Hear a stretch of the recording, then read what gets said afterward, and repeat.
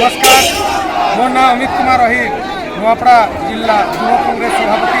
आज आम नुआपड़ा सहस्र अधिक लोक इन आसू विधानसभा घेराव करवाके आज भुवनेश्वर में कर्मी मान 50,000 ऊर्ध कर्मी समागम होते आज नारी निर्यातन मोहन सरकार को जवाब देवाक पड़ो से आसिक जोर सोर आम धारणा आंदोलन में बसु।